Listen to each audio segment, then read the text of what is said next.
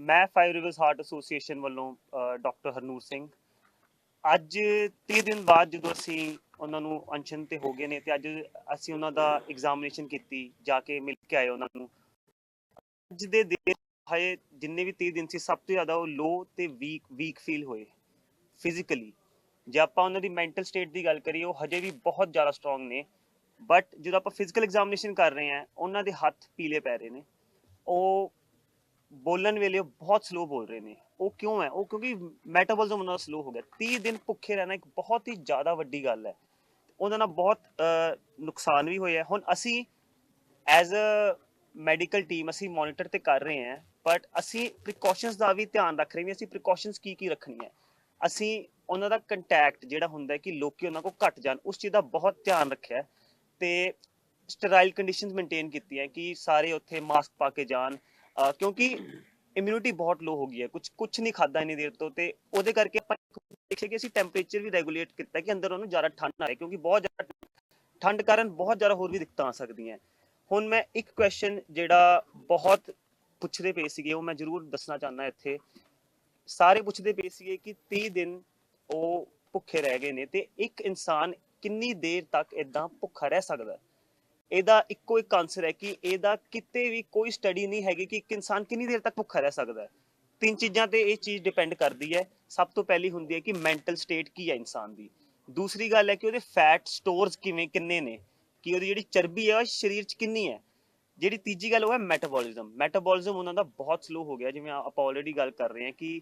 ਬਹੁਤ ਸਲੋ ਬੋਲਦੇ ਪਏ ਨੇ ਉਹਨਾਂ ਦੀ ਗੱਲ ਕਰਨ ਦਾ ਤਰੀਕਾ ਬਹੁਤ ਸਲੋ ਹੋ ਗਿਆ ਹੋਇਆ ਦੂਸਰੀ ਗੱਲ ਫੈਟ ਸਟੋਰ ਜਿਹੜੇ ਸੀਗੇ ਉਹ ਕੀਟੋਨ ਬੋਡੀ ਆਪਾਂ ਟੈਸਟ ਕਰਾਇਆ ਸੀਗਾ ਇੱਕ ਉਹ ਬਲੱਡ ਦੇ ਵਿੱਚ ਆਲ ਟਾਈਮ ਹਾਈ ਆਈ ਹੈ ਹਜੇ ਤੱਕ ਦੀ ਸਭ ਤੋਂ ਜ਼ਿਆਦਾ ਉਹਨਾਂ ਦੀ ਬਲੱਡ ਜਿਹੜੀ ਬਲੱਡ ਦੇ ਵਿੱਚ ਕੀਟੋਨ ਦਾ ਸਭ ਤੋਂ ਜ਼ਿਆਦਾ ਆਈ ਹੈ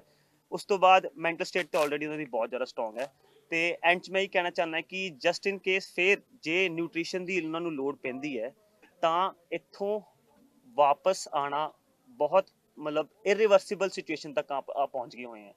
ਤੇ ਐਂਡ 'ਚ ਮੈਂ ਬਸ ਇਹੀ ਕਹਿਣਾ ਚਾਹੁੰਦਾ ਕਿ ਅਸੀਂ ਬਿਲਕੁਲ ਪੂਰੇ ਦਿਲੋਂ ਕੰਮ ਕਰ ਰਹੇ हैं तो पूरा ਆਪਾਂ जोर लगा के हर चीज ਉਹਨਾਂ ਦੀ ਮੋਨੀਟਰ ਕਰਾਂਗੇ ਧੰਨਵਾਦ जी हाँ जी विक्की प्लीज मेरी रिक्वेस्ट है भाई अब बाद में क्वेश्चन आंसर यहीं रहेंगे डॉक्टर साहब प्लीज रिक्वेस्ट साथियों जैसा कि डॉक्टर हरनूर जी ने बताया कि लगातार उनकी टीम है सरदार जगजीत सिंह डल्लेवाल जी की हेल्थ को मॉनिटर कर रही है आज उनके आमरण अनशन का 30वां दिन है और अभी डॉक्टरों की टीम से ही हमारी बात हो रही थी तो उन्होंने ये बताया उनकी फाइंडिंग्स ये हैं क्योंकि वो कंटिन्यूअसली पिछले 10 महीने से उनको मॉनिटर कर रहे हैं और खासकर जब से उनका आमरण अनशन शुरू हुआ है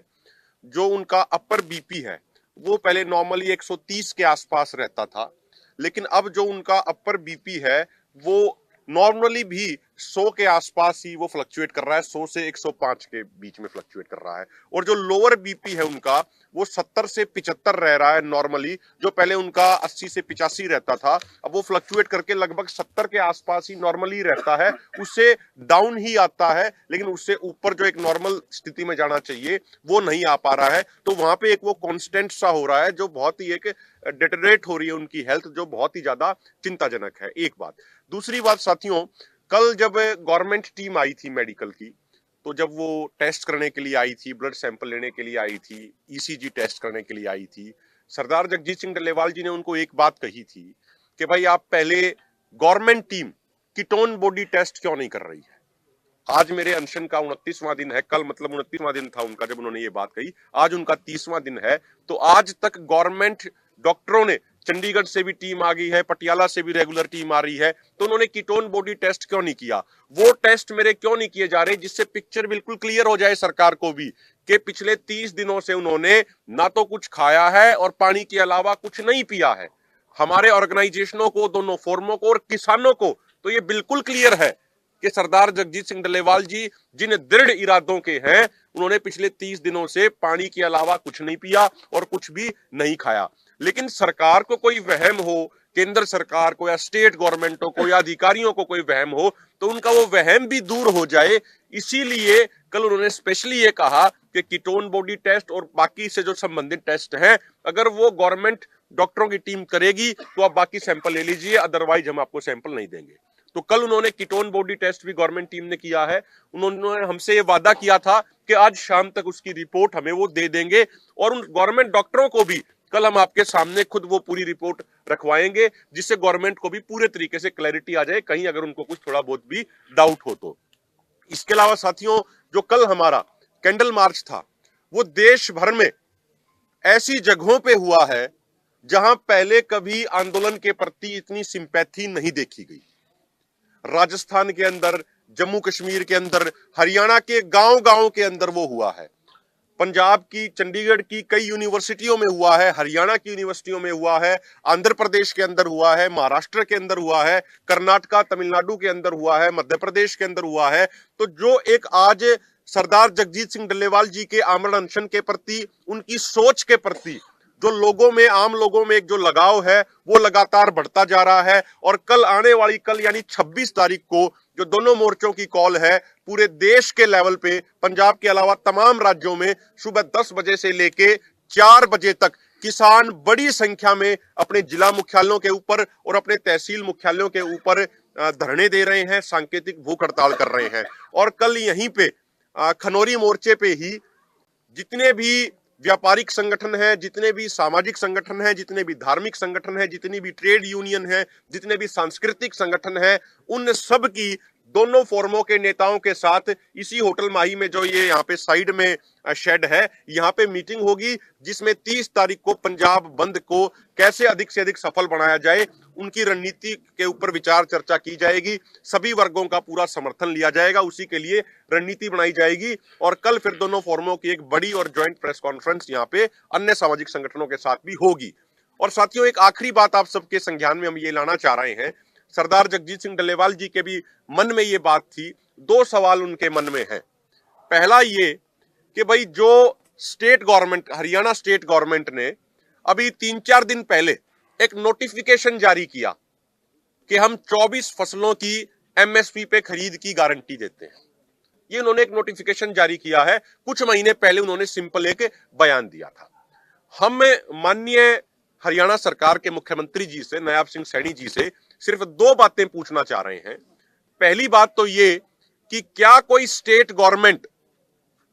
एमएसपी अपनी तरफ से डिक्लेयर कर सकती है? क्योंकि जो रिसेंटली सीएसीपी की जो प्रेस रिलीजेस हैं वो तो ये बता रही हैं कि 22 फसलों का एमएसपी वो डिक्लेयर करते हैं। 23वीं फसल गन्ना, जिसका एफआरपी सेंट्रल गवर्नमेंट डिक्लेयर करती है, उसमें स्टेट गवर्नमेंट जोड़ के वो बन जाता है, एसएपी बन जाता है। तो ये 24वीं फसल ये कौन सी काउंट कर रहे हैं, ये क्लैरिफिकेशन हरियाणा की गवर्नमेंट को करना चाहिए। और क्या उनके पास ये अधिकार है कि वो अपने आप से किसी ऐसी फसल का भी एमएसपी डिक्लेयर कर दें जिसका एमएसपी अभी सेंट्रल गवर्नमेंट ने डिक्लेयर ना किया हो? एक बात। दूसरी बात, उन्होंने कहा है कि हम एमएसपी की गारंटी देते हैं। जो प्रोक्यूरमेंट का मामला है, क्या स्टेट गवर्नमेंट, ये सबसे महत्वपूर्ण सवाल है, क्या स्टेट गवर्नमेंट अपने लेवल पे प्रोक्यूरमेंट कर सकती है? जितना हमें नॉलेज है, जितनी हमें जानकारी है,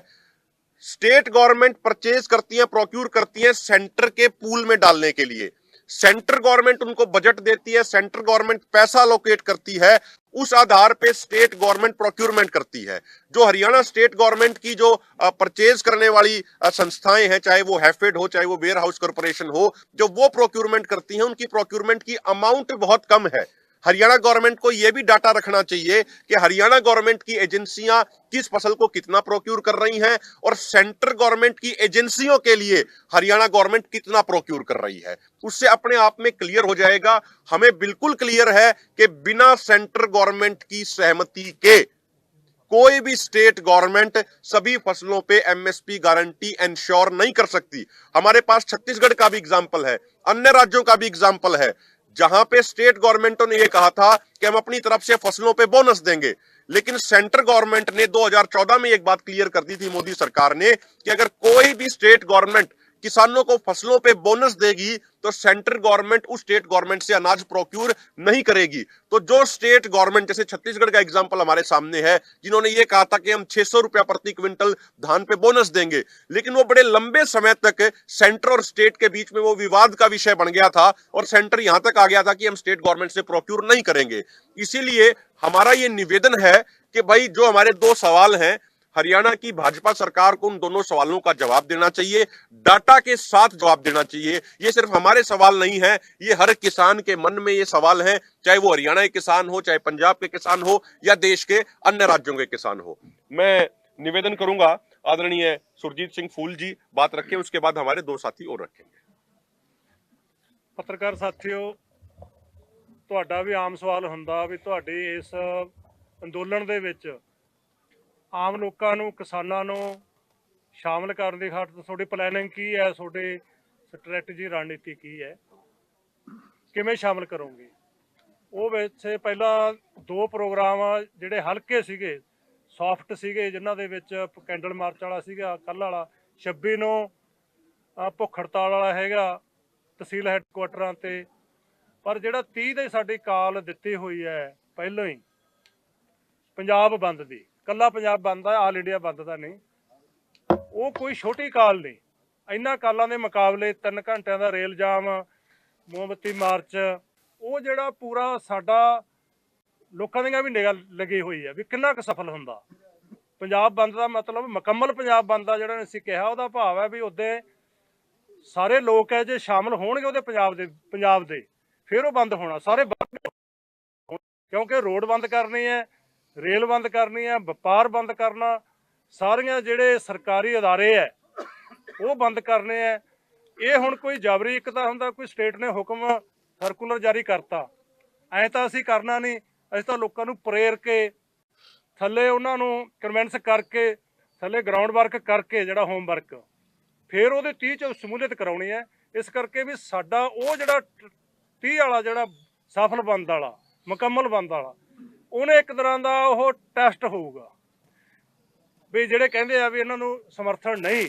ਇਹ ਤਾਂ ਇਕੱਲੀਆਂ ਕੁਝ ਜਥੇਬੰਦੀਆਂ ਹੀ ਲੜ ਰਹੀਆਂ ਨੇ, ਬਾਕੀ ਵੱਡਾ ਹਿੱਸਾ ਜਥੇਬੰਦੀਆਂ ਦਾ ਬਾਹਰ ਹੈਗਾ। ਇਸ ਕਰਕੇ ਉਹਦੀ ਖਾਤਰ ਅਸੀਂ ਕੋਈ ਜਬਰੀ ਨਹੀਂ ਲੋਕਾਂ ਨੂੰ ਬਾਜ਼ਾਰ ਬੰਦ ਕਰਾਉਣਾ ਜਾਂ ਉਹਨਾਂ ਦੇ ਅਦਾਰੇ ਬੰਦ ਕਰਾਉਣੇ। ਸਾਨੂੰ ਇਹ ਹੈਗਾ ਵੀ ਜਦੋਂ ਅਸੀਂ ਉਹਨਾਂ ਕੋਲੇ ਜਾਵਾਂਗੇ ਆਹ ਦੱਸਾਂਗੇ ਵੀ ਜਿਹੜੀਆਂ ਮੰਗਾਂ ਨੇ, ਭਾਵੇਂ ਉਹ ਐ ਨਹੀਂ ਵੀ ਭਾਵੇਂ ਕਿਸਾਨ ਜਥੇਬੰਦੀਆਂ ਮੂਹਰੇ ਲੱਗੀਆਂ ਹੋਣਗੀਆਂ, ਜਿਹੜੀਆਂ 12 ਮੰਗਾਂ ਨੇ ਇਹਨਾਂ ਨੂੰ ਜੇ ਤੁਸੀਂ ਕੱਲੀ ਨੂੰ ਉਹਦੀ ਵਿਆਖਿਆ ਲਾਓ ਤਾਂ ਇਹ ਇਕੱਲੇ ਕਿਸਾਨਾਂ ਦੀਆਂ ਨਹੀਂ, ਸਾਰਾ ਜਿਹੜਾ ਮੱਧ ਵਰਗ ਹੈ ਸਾਰੇ ਵਰਗ ਵਿੱਚ ਸ਼ਾਮਲ ਹੋ ਜਾਂਦੇ। ਹੁਣ ਬਿਜਲੀ ਐਕਟ ਜਿਹੜਾ 2023 ਨੂੰ ਰੱਦ ਕਰਨ ਦੀ ਗੱਲ ਹੈ, ਉਹ ਜੇ ਰੱਦ ਨਹੀਂ ਹੁੰਦਾ ਤਾਂ ਸਾਰਾ ਬਿਜਲੀ ਦੀ ਜਨਰੇਸ਼ਨ, ਬਿਜਲੀ ਦੀ ਸਪਲਾਈ, ਬਿਜਲੀ ਦਾ ਰੇਟ ਤੈਅ ਕਰਨ ਦਾ ਸਾਰਾ ਅਧਿਕਾਰ ਹੈ ਉਹ ਪ੍ਰਾਈਵੇਟ ਜਿਹੜੇ ਕਾਰਪੋਰੇਟ ਘਰਾਣੇ ਉਹਨਾਂ ਕੋਲੇ ਚਲਿਆ ਜਾਣਾ। ਜੇ ਉਹਨਾਂ ਕੋਲੇ ਚਲਿਆ ਗਿਆ, ਜੇ ਹੁਣ ਉਹਨਾਂ ਕੋਲੇ ਪਾਣੀ ਦਾ ਵਪਾਰ ਉਹਨਾਂ ਕੋਲੇ ਹੈਗਾ, ਪਾਣੀ ਸਾਨੂੰ 20 ਰੁਪਏ ਦੀ ਬੋਤਲ ਮਿਲਣ ਲੱਗ ਗਈ, ਜੇ ਬਿਜਲੀ ਦਾ ਅਧਿਕਾਰ ਉਹਨਾਂ ਕੋਲੇ ਹੋ ਗਿਆ, ਹਿਸਾਬ ਲਾਓ ਵੀ ਕਿੰਨੇ ਕੁ ਲੋਕ ਹੈ ਜਿਹੜੇ ਉਹ ਬਿਜਲੀ ਲੈ ਸਕਣਗੇ। ਸੋ ਇਸ ਤਰ੍ਹਾਂ ਉਹ ਮੰਗ ਸਾਰੇ ਮੱਧ ਵਰਗ ਦੀ ਮੰਗ ਹੈ, ਮਜ਼ਦੂਰਾਂ ਦੇ ਵੀ ਹੈ, ਮੁਲਾਜ਼ਮਾਂ ਦੇ ਵੀ ਹੈ, ਛੋਟੇ ਵਪਾਰੀਆਂ ਦੀ, ਕੁੱਲ ਵਰਗ ਦੀ ਮੰਗ ਹੈ ਉਹ ਵੀ ਉਹ ਸਰਕਾਰੀ ਜਿਹੜੀ ਬਿਜਲੀ ਹੈ ਉਹ ਪ੍ਰਾਈਵੇਟ ਕਾਰਪੋਰੇਟਾਂ ਦੇ ਹੱਥਾਂ 'ਚ ਨਾ ਜਾਵੇ। ਅਸੀਂ ਉਹ ਪ੍ਰੇਰ ਕੇ ਮਜ਼ਦੂਰਾਂ ਨੂੰ ਮੰਗ ਸ਼ਾਮਲ ਕੀਤਾ, ਅਸੀਂ ਜਿਹੜੀ ਉਹਨਾਂ ਦੀ ਮਨਰੇਗਾ 200 ਦਿਨ ਦੀ ਗਰੰਟੀ ਹੋਵੇ, 7 ਨੂੰ ਜਿਹੜਾ ਜਲ ਜੰਗਲ ਤੇ ਜ਼ਮੀਨ ਤੇ ਉਹਨਾਂ ਦਾ ਕੁਦਰਤੀ ਹੱਕ ਬਹਾਲ ਰਹੇ, ਉਹ ਸਾਰੀਆਂ ਮੰਗਾਂ ਨੂੰ ਅਸੀਂ ਲਿਜਾ ਕੇ ਉਹਨਾਂ ਦੀ ਵਿਆਖਿਆ ਕਰਕੇ ਲੋਕਾਂ ਨੂੰ ਪ੍ਰੇਰ ਕੇ ਉਹਦੇ 'ਚ ਸ਼ਾਮਲ ਕਰਾਂਗੇ। ਤੇ ਸਾਨੂੰ ਉਮੀਦ ਹੈ, ਤੇ ਨਾਲ ਅਸੀਂ ਇਹ ਵੀ ਅਪੀਲ ਕਰਨਾ ਚਾਹੁੰਦੇ ਹਾਂ ਵੀ ਜਿਹੜੇ ਇੱਥੇ ਆ ਰਹੇ ਹੈ ਅਸੀਂ ਵੈਲਕਮ ਕਰਦੇ ਹਾਂ, ਜਿਹੜਾ ਵੀ ਕੋਈ ਜਥੇਬੰਦੀ ਆਉਂਦੀ ਹੈ, ਕੋਈ ਲੀਡਰ ਆਉਂਦਾ, ਪੋਲੀਟੀਕਲ ਲੀਡਰ ਆਉਂਦਾ, ਕੋਈ ਸਮਾਜਿਕ ਲੀਡਰ ਆਉਂਦਾ, ਧਾਰਮਿਕ ਲੀਡਰ ਆਉਂਦਾ, ਸਾਰਿਆਂ ਨੂੰ ਅਸੀਂ ਵੈਲਕਮ ਕਰਦੇ ਹਾਂ। ਪਰ ਹੁਣ ਸਾਡਾ ਉਹਨਾਂ ਨੂੰ ਵੈਲਕਮ ਦੇ ਨਾਲ ਨਾਲ ਅਸੀਂ ਕਹਿੰਦੇ ਵੀ ਜੇ ਸੱਚਮੁੱਚ ਹੀ ਕਾਂਗਰਸ ਦੇ ਐਮਪੀ, ਕਾਂਗਰਸ ਪਾਰਟੀ ਉਹ ਚਾਹੁੰਦੀ ਆ ਵੀ ਦਿੱਲੀ ਸਰਕਾਰ ਰੱਦ, ਤਾਂ ਉਹਦੇ ਸਾਡਾ ਉਹ 30 ਦੇ ਬੰਦ ਦੇ ਵਿੱਚ ਵੀ ਸਾਡਾ ਦਿਸਣਾ ਚਾਹੀਦਾ, ਦਿਸ ਜੂ ਉਹਨਾਂ ਦਾ ਵੀ ਉਹ ਸਿਰਫ ਹਾਜ਼ਰੀ ਲਵਾਉਣ ਆਏ ਆ ਜਾਂ ਉਹਨਾਂ ਨੇ ਸਮਰਥਨ ਉਹਦੇ ਵਿੱਚ ਬੰਦ ਦੇ ਵਿੱਚ ਵੀ ਉਹਨਾਂ ਦੇ ਕਾਡਰ ਨੇ, ਉਹਨਾਂ ਦੀ ਫੋਰਸ ਨੇ ਸਮਰਥਨ ਦਿੱਤਾ। ਆਮ ਆਦਮੀ ਪਾਰਟੀ ਦੀ ਜੀ ਸਰਕਾਰ ਹੈ, ਹੁਣ ਅੱਜ ਉਹਨਾਂ ਦਾ ਮੰਤਰੀ ਹੈ, ਉਹਨਾਂ ਦਾ ਜਿਹੜਾ ਪ੍ਰਧਾਨ ਹੈ ਹੁਣ ਤਾਂ ਉਹਨਾਂ ਦੀ ਆਮ ਆਦਮੀ ਪਾਰਟੀ ਦਾ ਅਮਨ ਅਰੋੜਾ ਜੀ, ਉਹ ਵੀ ਇੱਥੇ ਆ ਰਹੇ ਨੇ। ਗੁਰਦਿੱਤ ਸਿੰਘ ਸੇਖੋਂ ਆ ਉਹਨਾਂ ਦੇ MLA ਫਰੀਦਕੋਟ ਤੋਂ, ਉਹ ਆ ਚੁੱਕੇ ਆ ਪਹਿਲਾਂ। ਸੋ ਉਹ ਜਿਹੜਾ 30 ਦੇ ਬੰਦ ਨੇ ਕਾਫੀ ਚੀਜ਼ਾਂ ਦਾ ਟੈਸਟ ਹੈ ਜਿਹੜਾ ਕਰ ਦੇਣਾ ਉਹ, ਤੇ ਸਾਨੂੰ ਉਮੀਦ ਆ ਵੀ ਜਿਵੇਂ ਪਹਿਲੇ ਦਿੱਲੀ ਅੰਦੋਲਨ ਵੇਲੇ 25 ਸਤੰਬਰ ਵਾਲਾ ਪੰਜਾਬ ਬੰਦ ਮੁਕੰਮਲ ਬੰਦ ਸੀਗਾ, ਜਿਹੜਾ ਕੋਈ ਦੁਕਾਨ ਨਹੀਂ ਖੁੱਲੀ ਇੱਕ ਵੀ ਸਵੈ ਇੱਛਾ ਨਾਲ, ਉਸੇ ਤਰੀਕੇ ਨਾਲ ਜਾਂ 30 ਦਾ ਬੰਦ ਵੀ ਜਿਹੜਾ 25 ਸਤੰਬਰ 2020 ਵਾਲੇ ਬੰਦ ਵਰਗਾ ਹੀ ਹੋਊਗਾ ਜੀ। ਧੰਨਵਾਦ ਜੀ। मैं निवेदन करूंगा गुरदास लकड़ावाली जी, वो एक बार आए, वो बात रखते हैं अपनी संक्षेप में। ਪਹਿਲਾਂ ਸਾਰੀ ਪ੍ਰੈਸ ਨੂੰ ਸਤਿ ਸ੍ਰੀ ਅਕਾਲ। ਮੈਂ ਤਹਿ ਦਿਲੋਂ ਧੰਨਵਾਦ ਕਰਦਾ ਕਿ ਉਹਦੇ ਤੋਂ 13 ਤਰੀਕ ਤੋਂ ਜਿਹੜੀ ਪ੍ਰੈਸ ਇੱਥੇ ਹੈ, ਮੈਂ ਇਹਨਾਂ ਦਾ ਬਹੁਤ ਬਹੁਤ ਧੰਨਵਾਦ ਕਰਦਾ। ਔਰ ਸਰਦਾਰ ਜਗਜੀਤ ਸਿੰਘ ਡੱਲੇਵਾਲ ਜੀ ਦੀ ਦਿਨੋਂ ਦਿਨ ਸਿਹਤ ਤੇ ਫਰਕ ਪੈ ਰਿਹਾ ਹੈ। ਡਾਕਟਰ ਸਾਹਿਬ ਨੇ ਸਾਰੀਆਂ ਦੱਸੀਆਂ,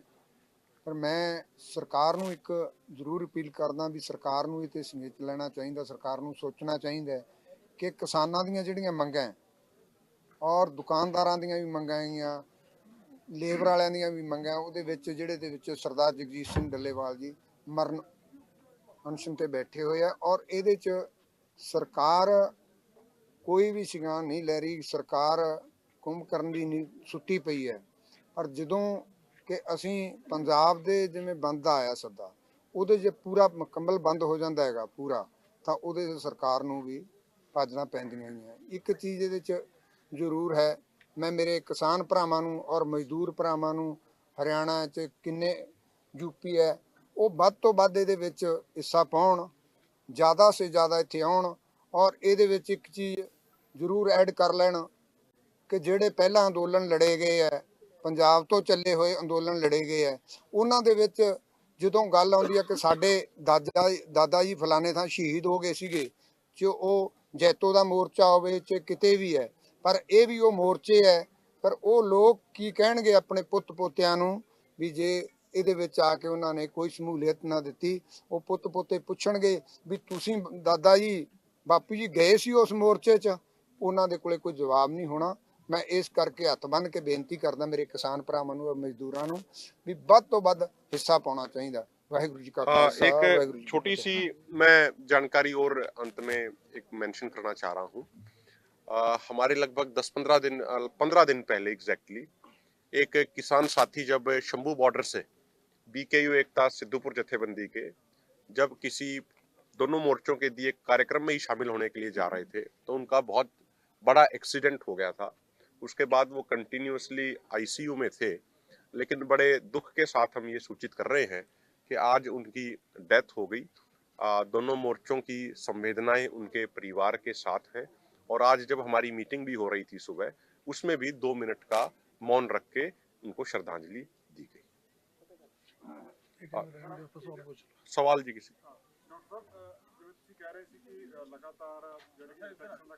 इधर आ जाओ।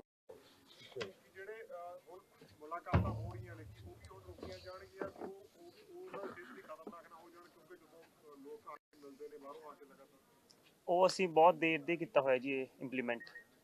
ਕੋਈ ਆਪਾਂ ਇਦਾਂ ਨਹੀਂ ਜਾਣ ਦਿੰਦੇ ਕਿਸੇ ਨੂੰ, ਪ੍ਰੋਪਰ ਸਟਰਲਾਈਜ਼ ਹੋ ਕੇ ਜਾਂਦੇ, ਮਾਸਕ ਪਾ ਕੇ ਜਾਂਦੇ, ਗਲਵਸ ਪਾ ਕੇ ਜਾਂਦੇ ਅੰਦਰ, ਉੱਦਾਂ ਆਪਾਂ ਨਹੀਂ ਆਉਣ ਦਿੰਦੇ ਕਿਸੇ ਨੂੰ।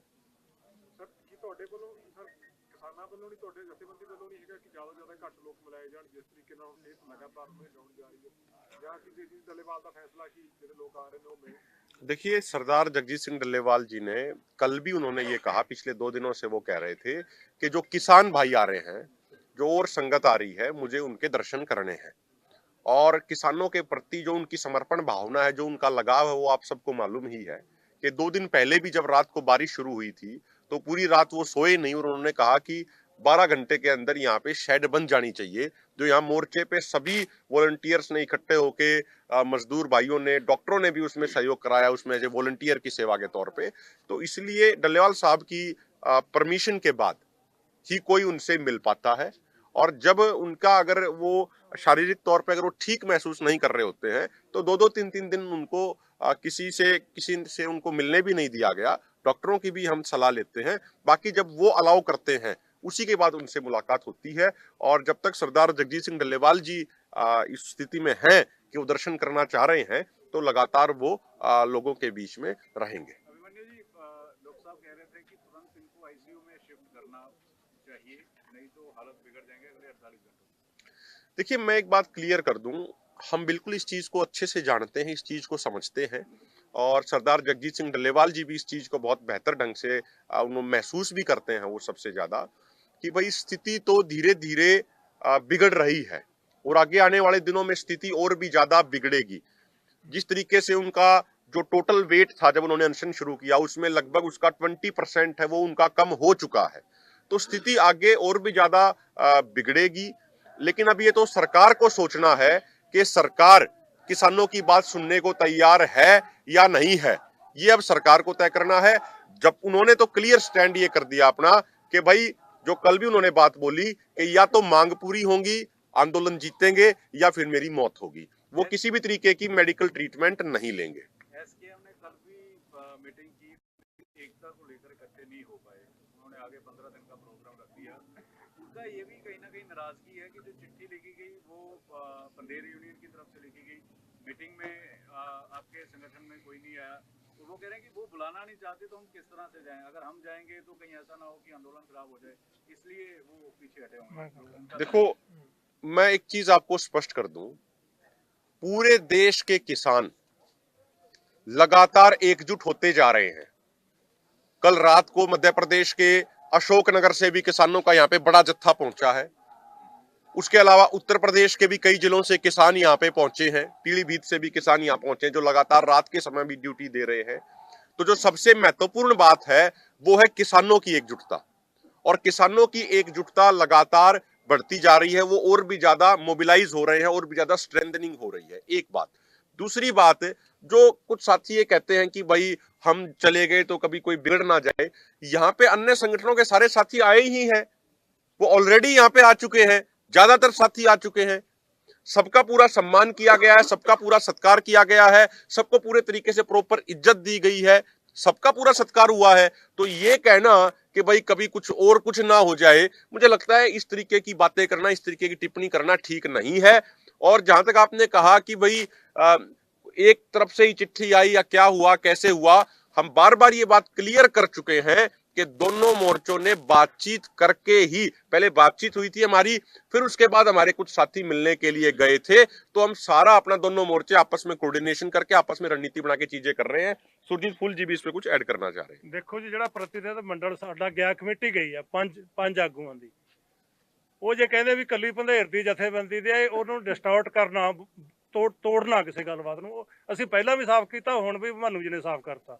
ਵੀ ਜਿਹੜੇ ਉਹ ਪੰਜ ਆਗੂ ਸਾਡੇ ਗੱਲਬਾਤ ਕਰਨ ਗਏ ਆ 21 ਤਰੀਕ ਨੂੰ, ਉਹ ਦੋਨਾਂ ਫੋਰਮਾਂ ਨਾਲ ਡਿਸਕਸ ਕਰਕੇ ਰਾਏ ਕਰਕੇ ਫੇਰ ਗਏ ਆ। ਇਸ ਕਰਕੇ ਕਿਹੜੇ ਆਗੂ ਦੀ ਡਿਊਟੀ ਲੱਗਦੀ ਆ ਫੋਰਮ ਵੱਲੋਂ, ਕਿਹਦੇ ਨਹੀਂ, ਇਸ ਗੱਲ ਨੂੰ ਐ ਤਾਂ ਹੁਣ ਉਦੋਂ ਜਦੋਂ ਪਹਿਲਾਂ ਸੁਪਰੀਮ ਕੋਰਟ ਦੀ ਕਮੇਟੀ ਨੂੰ ਮਿਲਣ ਗਏ ਸੀ ਉਦੋਂ ਦੂਜੇ ਲੋਟ ਕਹੀ ਜਾਂਦੇ ਸੀਗੇ ਵੀ ਉਹ ਜਿਹੜਾ ਕਿਸਾਨ ਮਜ਼ਦੂਰ ਮੋਰਚੇ ਦੇ ਨਹੀਂ ਗਏ, ਇੱਧਰਲਾ ਗੈਰ ਰਾਜਨੀਤਿਕ ਐਸਕੇਐਮ ਗਿਆ, ਉਹ ਵੀ ਦੋਹਾਂ ਦੀ ਸਹਿਮਤੀ ਨਾਲ ਸੀਗਾ, ਹੁਣ ਵਾਲਾ ਵੀ ਦੋਹਾਂ ਦੀ ਸਹਿਮਤੀ ਨਾਲ ਹੈ। ਦੂਸਰੀ ਗੱਲ, ਜਿਹੜਾ ਉਹ ਕਹਿੰਦੇ ਆ ਵੀ ਸਾਨੂੰ, ਉਹਦਾ ਪਹਿਲਾਂ ਐਂ ਵੀ ਕਹਿੰਦੇ ਸੀਗੇ ਵੀ ਸਾਨੂੰ ਉਹਨਾਂ ਨੇ ਅਪਰੋਚ ਹੀ ਨਹੀਂ ਕੀਤਾ, ਜੇ ਸਾਨੂੰ ਅਪਰੋਚ ਕੀਤਾ ਹੁੰਦਾ ਅਸੀਂ ਨਾਲ ਤੁਰ ਪੈਂਦੇ। ਹੁਣ ਉਹ ਦੱਸੀ ਜਾ ਰਹੇ ਆ ਵੀ ਇੰਨੀਆਂ ਚਿੱਠੀਆਂ ਦਾ ਆਦਾਨ ਪ੍ਰਦਾਨ ਹੋਇਆ, ਅਸੀਂ ਚਿੱਠੀਆਂ ਪਾਈਆਂ, ਉਹਨਾਂ ਨੇ ਦੋਨਾਂ ਫੋਰਮਾਂ ਨੇ ਉਹਦਾ ਜਵਾਬ ਦਿੱਤਾ, ਫਿਰ ਉਹਨਾਂ ਨੇ ਚਿੱਠੀਆਂ ਦੇ ਜਵਾਬ ਵਿੱਚ ਅਸੀਂ ਜਵਾਬ ਦਿੱਤਾ। ਭਲਾ ਜੇ ਅਪਰੋਚ ਹੋਈ ਨਾ ਹੁੰਦਾ, ਚਿੱਠੀਆਂ ਕਿਵੇਂ ਅਸਮਾਨ ਤੋਂ ਤਾਂ ਡਿੱਗਣੀ ਪੈਣੀਆਂ ਸੀਗੀਆਂ। ਸੋ ਗੱਲਾਂ ਨੂੰ रीजन उन्होंने पूछो। देखो आपके साथी हैं, देखो सीधा अगर मैं एक चीज है बिल्कुल हम स्पष्ट कर दें, मैंने बार बार ये बात कह रहे हैं हम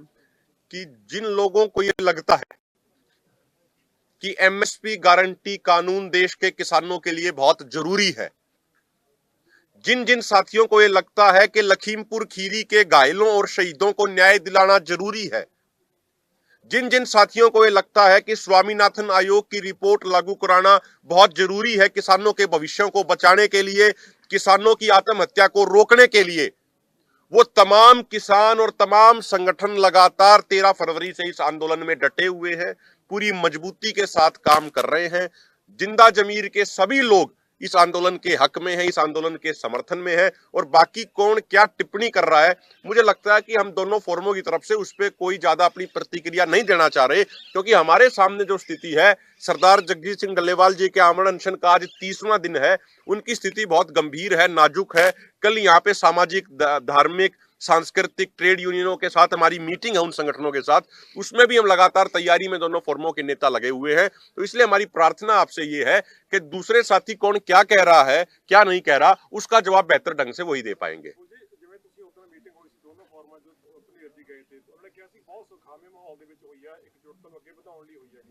ਉਹ ਕਹਿ ਰਹੇ ਕਿ ਅਸੀਂ ਵੀ ਫੈਸਲਾ ਲੈਣ ਜੋਗੇ ਨਹੀਂ ਹੈਗੇ ਸੀ, ਕਿਉਂਕਿ ਅਸੀਂ ਐਸਕੇਐਮ ਨਾਲ ਗੱਲ ਕਰਨੀ ਹੈ ਤੇ ਭਨੇਰ ਜੀ ਗਏ ਸੀ, ਉਹਨਾਂ ਨੇ ਤੁਹਾਡੇ ਨਾਲ ਗੱਲ ਕਰਨੀ ਸੀ। ਅਗਲੀ ਮੀਟਿੰਗ ਦੇ ਵਿੱਚ ਰਾਹ ਲੱਭ ਜਾਏਗਾ। ਕੀ ਤੁਹਾਡੀ ਦੁਬਾਰਾ ਤੋਂ ਮੀਟਿੰਗ ਹੋ ਚੁੱਕੀ ਹੈ ਕਿ ਹੁਣ ਅਗਲੀ ਮੀਟਿੰਗ ਕਦੋਂ ਹੋਣੀ ਹੈ, ਇਸ ਬਾਰੇ ਤਾਂ ਕੋਈ ਚਰਚਾ ਹੋਈ ਨਹੀਂ? ਉਹ ਤਾਂ ਉਹਨਾਂ ਨੇ ਕੱਲ ਜਿਹੜੀ ਕੀਤੀ ਹੈ ਮੀਟਿੰਗ 24 ਨੂੰ, ਉਹਦੇ ਵਿੱਚ ਉਹਨਾਂ ਨੇ ਕਹਿਤਾ ਵੀ ਅਸੀਂ ਨਹੀਂ ਸ਼ਾਮਲ ਹੋ ਸਕਦੇ ਇਸ ਅੰਦੋਲਨ 'ਚ, ਅਸੀਂ ਗਵਰਨਰ ਨੂੰ, ਰਾਸ਼ਟਰਪਤੀ ਨੂੰ ਮਿਲਾਂਗੇ 15 ਦਿਨਾਂ ਨੂੰ। ਫਿਰ ਉਹਦਾ ਮੀਟਿੰਗ ਦਾ ਅਗਲੀ ਮੀਟਿੰਗ ਦਾ ਕੀ ਤੁਕ ਰਹੇਗੀ। ਉਹਨਾਂ ਨੇ ਕਰਤਾ ਫੈਸਲਾ ਵੀ ਅਸੀਂ 30 ਵਾਲੇ 'ਚ ਵੀ ਨਹੀਂ ਸ਼ਾਮਲ ਹੋਣਾ। ਅਸੀਂ ਇਸ ਅੰਦੋਲਨ ਦਾ ਵਿੱਚ ਜਾ ਕੇ ਇਹਦੇ ਅੰਦੋਲਨ 'ਚ ਅਸੀਂ ਕੋਈ ਸਮਰਥਨ ਨਹੀਂ ਕਰਨਾ। ਅਸੀਂ ਬਾਹਰੋਂ ਰਹਿ ਕੇ ਜਿੰਨਾ ਕੁ ਕਰ ਸਕੇ ਉਹ ਕਰਾਂਗੇ। ਤੇ ਉਹਦਾ ਹੈਗਾ ਕੀ ਕਰਾਂਗੇ, ਉਹ ਹੈਗਾ ਰਾਸ਼ਟਰਪਤੀ ਨੂੰ